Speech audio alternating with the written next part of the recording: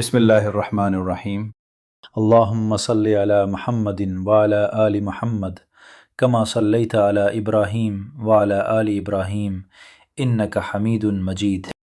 السلام علیکم ورحمۃ اللہ وبرکاتہ۔ پیارے ساتھیو، سیرت النبی کی 13ویں قسط میں ہم ان دنوں کی طرف لوٹتے ہیں جب مکے کی گلیاں حق اور باطل کی جنگ کا میدان بن چکی تھیں۔ پچھلی قسط میں ہم نے دیکھا کہ کس طرح نبی کریم صلی اللہ علیہ وسلم نے صفا کی پہاڑی پر چڑھ کر کھلے عام اعلان کیا، کس طرح ابو لہب نے مٹی پھینکی اور اللہ نے قرآن میں اس پر قیامت تک کے لیے لعنت بھیجی، اور کس طرح ابو طالب نے پوری قریش کی دھمکیوں کے باوجود اپنے بھتیجے کو نہیں چھوڑا اور سورج چاند کے بدلے بھی اس دین کو ترک کرنے سے انکار کر دیا۔ مگر قریش یہی نہیں رکے، ان کی مخالفت اب ایک منظم جنگ کی شکل اختیار کر چکی تھی، اور انہوں نے کئی نئے ہتھ کنڈے اپنائے تاکہ اس آواز کو دبا دیا جائے جو کہہ رہی تھی کہ اللہ کے سوا کوئی معبود نہیں۔ قریش نے سب سے پہلے یہ کوشش کی کہ قرآن کی آواز کو ہی دبایا جائے، کیونکہ وہ جانتے تھے کہ قرآن کا کلام سننے والے کے دل میں اتر جاتا ہے، اور جو ایک بار سن لے وہ بدل جاتا ہے۔ حضرت ابن عباس رضی اللہ عنہما بتاتے ہیں کہ جب بھی نبی کریم صلی اللہ علیہ وسلم خانہ کعبہ کے پاس قرآن کی تلاوت فرماتے، قریش کے لوگ جان بوجھ کر شور مچانا شروع کر دیتے۔ وہ چیختے چلاتے، تالیاں بجاتے، سیٹیاں بجاتے، یہاں تک کہ آواز دب جاتی، اور جو کوئی شخص دل سے سننا چاہتا اسے بھی چوری چھپے کانوں میں آواز ڈالنی پڑتی۔ یہاں تک کہ نبی کریم صلی اللہ علیہ وسلم بھی اپنی آواز بلند کرنے کی کوشش کرتے، مگر پھر اللہ تعالیٰ نے سورہ بنی اسرائیل میں یہ آیت نازل فرمائی، وَلَا تَجْهَرْ بِصَلَاتِكَ وَلَا تُخَافِتْ بِهَا وَابْتَغِ بَيْنَ ذَلِكَ سَبِيلًا، یعنی نہ تو نماز میں بہت بلند آواز سے پڑھو اور نہ ہی بہت آہستہ، بلکہ درمیانی راستہ اختیار کرو۔ یہ ایک الہامی حکمت تھی تاکہ مخالفین کو مزید اشتعال کا موقع نہ ملے اور مومن بھی سن سکیں۔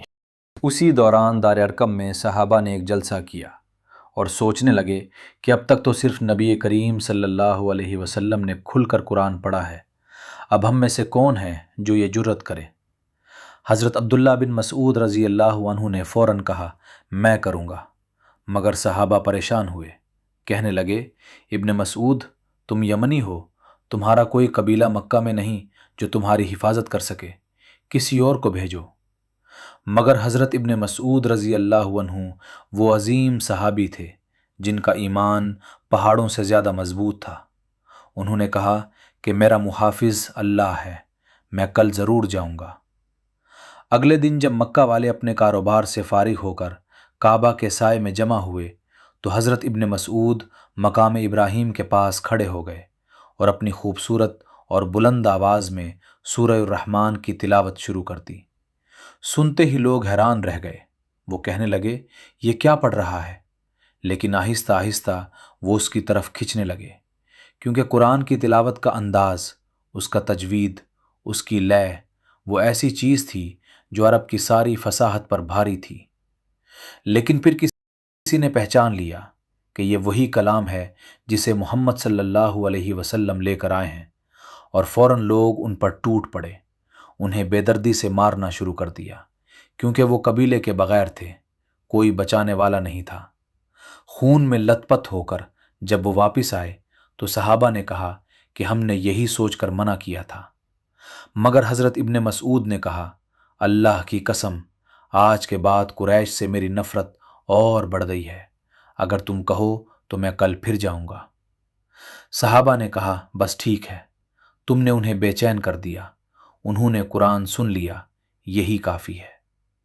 یہ واقعہ بتاتا ہے کہ اس دور میں قرآن کی ایک آواز بھی قریش کے لیے کس قدر خوفناک تھی، کیونکہ وہ جانتے تھے کہ اس کلام میں وہ طاقت ہے جو بتوں کے کارخانے کو مٹی میں ملا سکتی ہے۔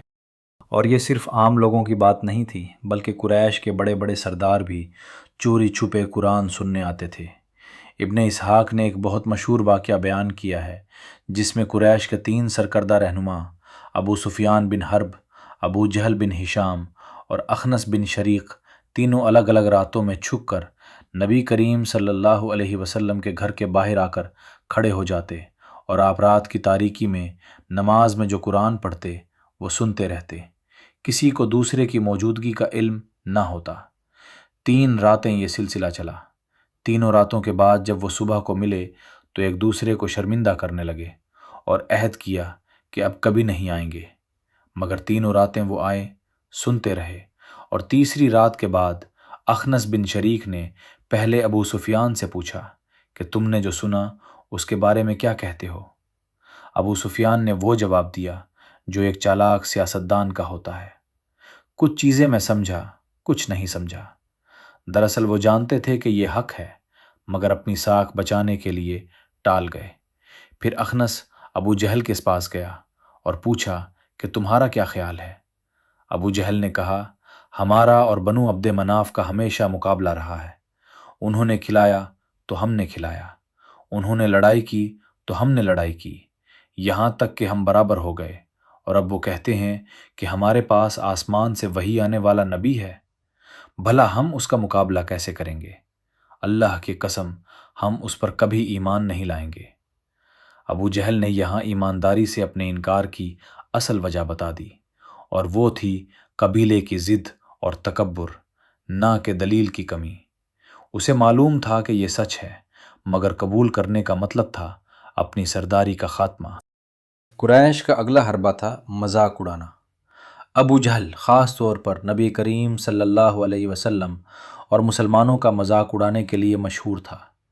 ایک بار کئی دنوں تک وحی نہ آئی تو قریش کی ایک عورت، غالباً ابو جہل کی بیوی، نے آ کر طعنہ دیا کہ تمہارا شیطان تمہیں چھوڑ گیا ہے، اب کوئی نیا کلام نہیں آتا۔ یہ سن کر نبی کریم صلی اللہ علیہ وسلم کو بہت دکھ ہوا، اور تب اللہ نے سورہ دہی نازل فرمائی جس میں تسلی دی گئی، ما ودعک ربک وما قلی وللآخرۃ خیر لک من الاولی ولسوف یعطیک ربک فترضی، یعنی تیرے رب نے تجھے چھوڑا نہیں اور نہ ہی وہ ناراض ہوا، اور آخرت تیرے لیے پہلے سے بہتر ہے، اور تیرا رب تجھے اتنا دے گا کہ تو راضی ہو جائے گا۔ ابو جہل کا طریقہ یہ تھا کہ اگر کوئی معزز آدمی مسلمان ہوتا تو اسے طعنے دیتا کہ تو اپنے باپ دادا سے بہتر ہے، اور اگر کوئی غریب اور کمزور ہوتا تو اسے مارتا پیٹتا۔ ابن اسحاق نے ایک واقعہ نقل کیا کہ ابو جہل نے کسی سے کوئی چیز خریدی لیکن قیمت ادا نہیں کی۔ پریشان ہو کر وہ شخص نبی کریم صلی اللہ علیہ وسلم کے پاس آیا کہ ابو جہل نے کہا تھا کہ محمد تجھے پیسے دیں گے۔ یہ دراصل ابو جہل کا مذاق تھا، مگر نبی کریم صلی اللہ علیہ وسلم فوراً اس کا ہاتھ پکڑ کر ابو جہل کے گھر پہنچے۔ دروازہ کھٹکھٹایا، اور جب ابو جہل باہر آیا تو اس کا چہرہ سفید پڑ گیا، وہ کانپ گیا اور فوراً اندر جا کر پیسے لا کر پھینکے۔ بعد میں اس نے بتایا کہ اس نے نبی کریم صلی اللہ علیہ وسلم کے پیچھے غصے سے بھرے ہوئے اونٹوں کا ایک غول دیکھا جو اس پر حملہ کرنے کو تیار تھا۔ یہ اللہ کی طرف سے ایک معجزہ تھا جس نے ابو جہل کی گستاخی کا منہ توڑ جواب دیا۔ اس کے بعد قریش نے ایک اور ہتھیار استعمال کیا، اور وہ تھا جھوٹے الزامات اور بہتان تراشی۔ یہ وہ گھٹیا سطح تھی جس پر اتر کر انہوں نے ثابت کر دیا کہ ان کے پاس دلائل ختم ہو چکے ہیں۔ انہوں نے کہا کہ محمد پاگل ہیں۔ قرآن نے جواب دیا کہ میں نے تم میں پوری زندگی گزاری ہے، تم جانتے ہو کہ میں کون ہوں، کیا تم عقل نہیں رکھتے؟ پھر کہا کہ کاہن ہیں، جادوگر ہیں، شاعر ہیں۔ شاعر کا الزام بہت عجیب تھا، کیونکہ نبی کریم صلی اللہ علیہ وسلم نے زندگی میں کبھی شعر نہیں کہا، بلکہ آپ پر قرآن کی ساری آیات میں اللہ نے واضح کر دیا کہ یہ کسی شاعر کا کلام نہیں ہے۔ مگر جب باطل کے پاس کوئی راستہ نہیں بچتا تو وہ ایسے ہی الزامات لگاتا ہے۔ اس سلسلے کا سب سے مشہور واقعہ ولید بن مغیرہ کا ہے، جو خالد بن ولید کا باپ تھا اور قریش کا سب سے بڑا شاعر اور دانشور مانا جاتا تھا۔ مکہ کا شیکسپیئر کہا جا سکتا ہے۔ ایک بار نبی کریم صلی اللہ علیہ وسلم قرآن کی تلاوت فرما رہے تھے۔ ولید بن مغیرہ نے پہلی بار پورے غور سے سنا اور وہ حیرت سے مبہوت ہو گیا۔ اس نے بے ساختہ کہا، واللہ میں نے ابھی محمد کا کلام سنا ہے جو نہ انسان کا ہے نہ جنات کا۔ اس میں ایک مٹھاس ہے، اس پر ایک خوبصورتی ہے، اس کی چوٹی پھلدار ہے اور اس کی جڑیں گہری ہیں، اور یہ ہر چیز پر غالب ہے، اس پر کوئی غالب نہیں آ سکتا۔ یہ الفاظ قریش میں جنگل کی آگ کی طرح پھیل گئے کہ ان کا سب سے بڑا شاعر بھی قرآن کا معترف ہو گیا۔ ابو جہل گھبرایا، فوراً ولید کے پاس گیا اور کہا کہ تم نے تو محمد کی تعریف کر ڈالی، لوگ تم سے ناراض ہیں، تمہیں کچھ کہنا پڑے گا۔ ولید نے کہا کہ میں کیا کہوں؟ ابو جہل نے کہا کہو کہ یہ پاگل ہے۔ ولید نے کہا وہ پاگل نہیں ہے، سب جانتے ہیں، کہو کہ کاہن ہے۔ ولید نے کہا اس میں کاہنوں والی بڑبڑاہٹ نہیں ہے، کہو کہ جادوگر ہے۔ ولید نے کہا وہ جادوگر بھی نہیں، کہو کہ شاعر ہے۔ ولید نے کہا میں قریش کا سب سے بڑا شاعر ہوں اور یہ کلام کسی شاعری سے بالاتر ہے۔ پھر اس نے مہلت مانگی اور گھر میں بند ہو کر سوچنے لگا، تیوری چڑھاتا رہا، آگے پیچھے ٹہلتا رہا۔ آخر اس کے ذہن میں ایک ترکیب آئی کہ میں کہوں گا یہ جادو ہے جو پرانے لوگوں سے چلا آ رہا ہے۔ لیکن اس سے پہلے کہ وہ یہ الزام عوام میں لگاتا، اللہ نے قرآن کی وہ آیات نازل فرما دی جن میں ولید کے گھر کے اندر کا سارا منظر، اس کی سوچ، اس کی پیشانی کی شکنیں، اس کی اکڑ، سب کچھ بیان کر دیا گیا۔ سورہ المدثر کی دوسری قسط میں اللہ فرماتا ہے کہ اسے میرے اوپر چھوڑ دو جسے میں نے اکیلا پیدا کیا، اور اسے بہت مال دیا اور بیٹے دیے جو ساتھ رہتے ہیں، اور اس کے لیے ہر راستہ آسان کیا، پھر بھی وہ لالچ رکھتا ہے کہ اور دوں، ہرگز نہیں، وہ ہماری آیتوں کا سخت دشمن ہے، میں اسے ایک سخت چڑھائی چڑھاؤں گا۔ اس نے سوچا اور ایک بات کھڑی تو اس پر لعنت ہو، اس نے کیسی بات کھڑی؟ پھر اس نے دیکھا، پھر تیوری چڑھائی اور منہ بنایا، پھر پیٹھ پھیر کر اکڑ دیا اور کہا کہ یہ تو صرف جادو ہے جو پہلے سے چلا آ رہا ہے، یہ تو صرف انسان کا کلام ہے، میں اسے سکر میں ڈالوں گا۔ یہ آیات زبان و بیان کا معجزہ ہیں اور ثابت کرتی ہیں کہ قریش کے سامنے قرآن اس قدر طاقتور حقیقت تھا کہ ان کے بڑے بڑے ذہین بھی اسے جھٹلانے کا کوئی علمی جواز نہیں ڈھونڈ سکے، بس ہٹ دھرمی اور تکبر کی بنا پر اسے جادو کہہ کر ٹال گئے۔ پھر قریش نے ایک اور چال چلی اور وہ تھی معجزات کا مطالبہ۔ وہ کہنے لگے کہ اگر تم واقعی اللہ کے رسول ہو تو ہمارے لیے زمین سے چشمے پھاڑ دو، کھجوروں اور انگوروں کے باغات بنا دو جن کے درمیان نہریں بہتی ہوں، یا آسمان کو ہم پر ٹکڑے ٹکڑے کر کے گرا دو، یا اللہ اور فرشتوں کو ہمارے سامنے لا کھڑا کرو، یا تمہارے پاس سونے کا گھر ہو، یا تم آسمان پر چڑھ جاؤ اور پھر بھی ہم ایمان نہیں لائیں گے جب تک تم ہمارے لیے کوئی ایسی کتاب اتار کر نہ لاؤ جسے ہم پڑھ سکیں۔ یہ وہی بے وقوفانہ مطالبات تھے جو ہر قوم اپنے نبیوں سے کرتی ہے، اور اللہ نے اپنے نبی کو کہا کہ کہہ دو سبحان ربی، کیا میں ایک بشر رسول کے سوا کچھ اور ہوں؟ یعنی میں اللہ نہیں ہوں، میں تو صرف ایک انسان ہوں جسے اللہ نے پیغام دے کر بھیجا ہے۔ بہرحال اللہ نے انہیں معجزات دکھائے بھی، جیسے چاند کا پھٹ جانا، مگر اس پر بھی انہوں نے کہا کہ یہ جادو ہے، ہماری آنکھوں پر پردہ ڈال دیا گیا ہے۔ پھر ایک بار انہوں نے بہت ضد کی کہ صفا کی پہاڑی کو سونا بنا دیں۔ نبی کریم صلی اللہ علیہ وسلم نے ان کی سچائی کی خواہش کو دیکھتے ہوئے دعا مانگنی چاہی، مگر جبریل علیہ السلام نے آ کر کہا کہ اگر آپ چاہیں تو اللہ اسے سونا بنا دے، لیکن اگر وہ اس کے بعد بھی ایمان نہ لائے تو عذاب فوراً آ جائے گا، پھر انہیں کوئی مہلت نہیں ملے گی۔ تب نبی کریم صلی اللہ علیہ وسلم نے فرمایا کہ پھر نہیں، مجھے نہیں چاہیے۔ یہ اللہ کی سنت ہے کہ وہ ہر ایک ضد اور ہٹ دھرمی پر معجزہ نازل نہیں کرتا، بلکہ قرآن کو سب سے بڑا اور زندہ معجزہ بنا کر بھیجا جو قیامت تک قائم ہے۔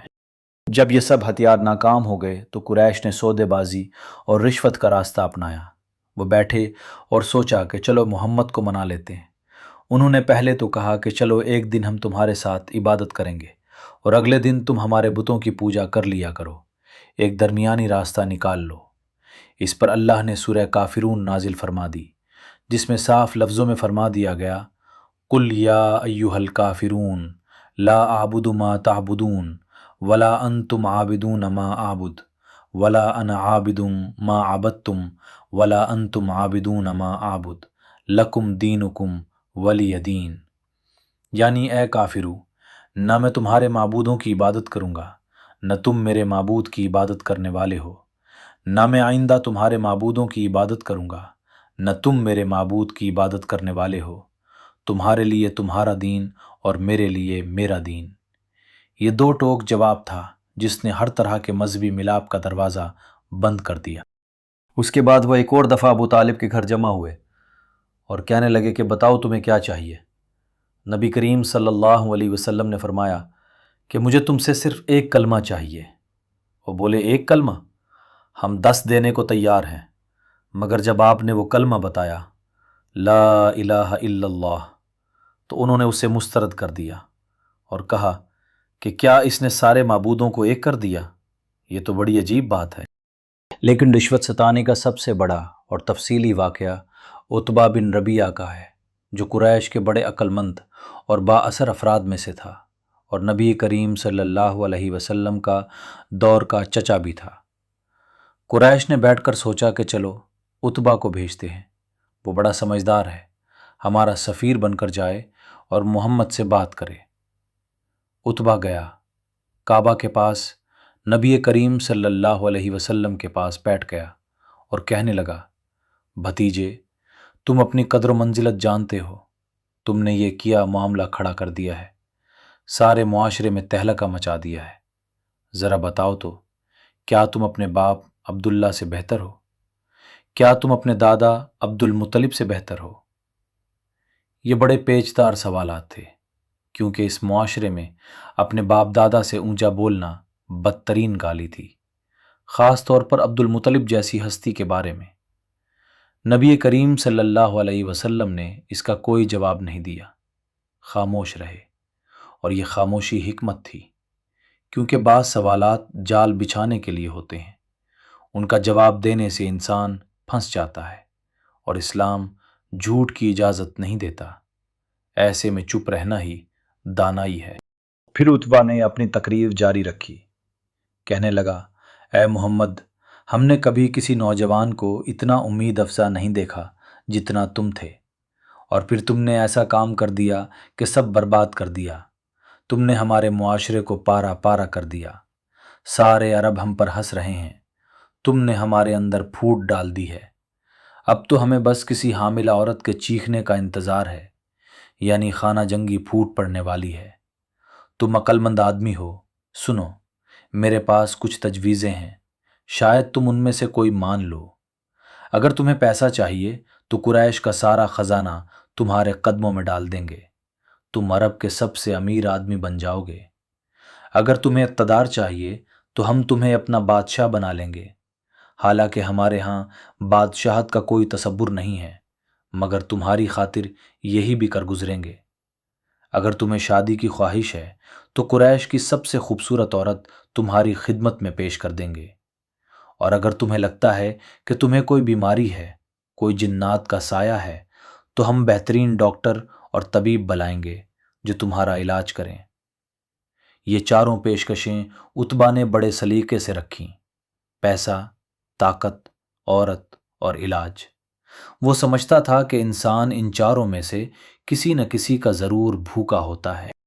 جب عتبہ خاموش ہوا تو نبی کریم صلی اللہ علیہ وسلم نے انتہائی تحمل اور سکون سے پوچھا، اے ابو الولید، کیا تم اپنی بات مکمل کر چکے ہو؟ یہ بھی ایک سبق ہے کہ مخالف کی پوری بات سننی چاہیے، چاہے وہ کتنی ہی تلخ کیوں نہ ہو، درمیان میں ٹوکنا حکمت نہیں۔ عتبہ نے کہا، ہاں، میری بات ختم ہوئی۔ تو نبی کریم صلی اللہ علیہ وسلم نے فرمایا، تو اب میری سنو، اور آپ نے سورہ حم السجدہ کی تلاوت شروع کر دی۔ عتبہ نے پہلے کبھی اس طرح دل لگا کر قرآن نہیں سنا تھا، وہ آرام سے بیٹھا تھا، مگر جیسے جیسے آیات اترتی گئیں اس کے چہرے کا رنگ بدلنے لگا، اس کا دل دھڑکنے لگا، اور پھر وہ آیت آئی جس میں اللہ نے قوم عاد اور سمود پر آنے والی چنگھاڑ کی وعید سنائی۔